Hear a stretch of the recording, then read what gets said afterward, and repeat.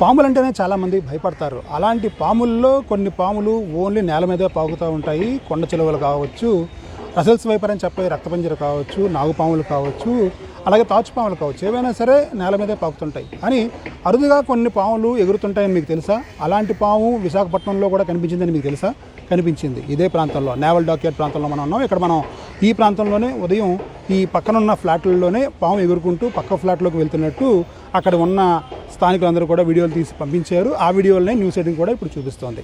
ప్రస్తుతం చూసుకుంటే దీన్ని క్రిసోపిలియా అంటారు. ఈ జాతిని, ఈ పాముని. ఇది ఎక్కువగా ఏషియాలోని మిగతా థాయిలాండ్ ఆ ప్రాంతాల్లో ఎక్కువగా కనిపిస్తుందని చెప్తున్నారు. అలాంటి పాము ప్రస్తుతం అయితే కనుక విశాఖపట్నంలో కనిపించింది. ఇది కాస్త ప్రమాదకరమైన పాము అని చెప్తున్నారు. ఎందుకంటే ఎగిరి ఇది నేరుగా తల మీదే కాటేస్తుందని చెప్తున్నారు. అయితే విష ప్రభావం మాత్రం చాలా తక్కువగా ఉంటుందని మాత్రం స్నేక్ క్యాచర్ నాగరాజ్ చెప్తున్నారు. ఆ ప్రకారం చూస్తే కనుక ఈ పాము కాస్తంత ప్రమాదకరం కాబట్టి ఇలాంటి పాములు కనిపిస్తే ఎవరు చంపవద్దని వెంటనే తనకు సమాచారం ఇవ్వమని చెప్పి నాగరాజ్ చెప్తున్నారు. అలాగే ఈ పాము మొదటిసారిగా మనకి ఏజెన్సీలో గతంలో కనిపించింది, ప్రస్తుతం ఇక్కడ కనిపిస్తోంది. ఈ పాము అంతకంతకు దీన్ని సంత పెంచుకునే అవకాశం ఉంటుందని చెప్తున్నారు. ఇది ఒకేసారి 40 నుంచి 50 వరకు గుడ్లు పెడుతుందని చెప్తున్నారు. సో ఈ పాములు ఇప్పుడు నేవల్ డాక్యార్డ్లో ఏరియాలో కనిపించాయి కాబట్టి, అంటే నేవల్ ఏరియాలో కనిపించాయి కాబట్టి ఆ చుట్టుపక్కల ప్రాంతాల వరకు కాస్త జాగ్రత్తగా ఉండాలని మాత్రం నాగరాజ్ చెప్తున్నారు.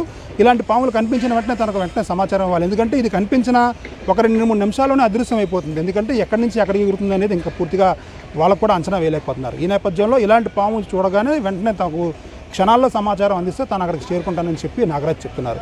ఏదైనప్పటికీ విశాఖపట్నంలో కనిపించిన ఈ పాము విషయంలో మాత్రం చాలా జాగ్రత్తగా ఉండాలని, అరుదైన పాము అని ఇక్కడ స్నేక్ క్యాచర్తో పాటు స్థానికులు కూడా ఇప్పుడు కాస్తంత భయాందోళన చెందినప్పటికీ ఎలాంటి భయాలు పడక్కర్లేదని నాగరాజ్ చెప్తున్నారు. ఇలాంటి పాము విషయంలో జాగ్రత్తగా ఉండాలని మాత్రం సూచిస్తున్నారు.